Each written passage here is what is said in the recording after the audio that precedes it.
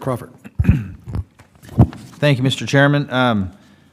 Mr. Halverson, the President has indicated that private dollars can be leveraged with public funds to repair crumbling infrastructure. In your view, is private finance such as CoBank prepared to meet that demand?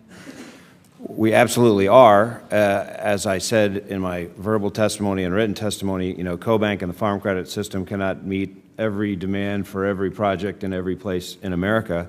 We have decades of experience, however, of leveraging private sector capital, working closely with commercial banks in particular, and USDA and others to do precisely that. What's happening and changing, particularly around communications infrastructure, is technology is changing. The demand for capital to deal with these issues is growing. We have a great track record, we believe, of doing the right thing to meet the needs, and we'd like to continue to do more of it and make a substantial contribution, along with all of the other sources of capital that include commercial banks, other private sources, as well as state and local governments where appropriate, and the Department of Agriculture. So, CoBank has a history of these kinds of partnerships, financing through partnerships with local banks, as you mentioned, with the rural utility service. Why do you think others have been sort of shying away from that type of partnership?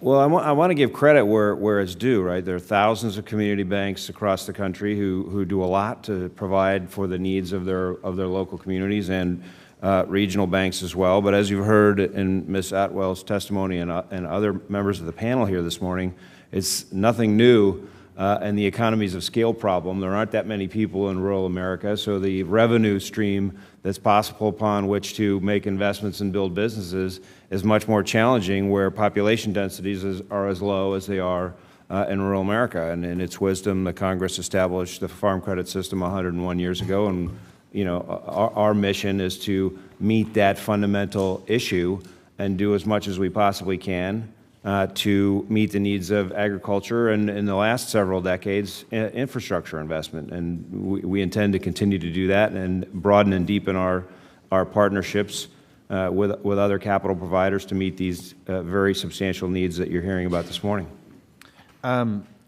Ms. Otwell, in your testimony, you talked about the important distinction between assistance in raising capital for construction and assistance in funding the ongoing costs of a servicing system.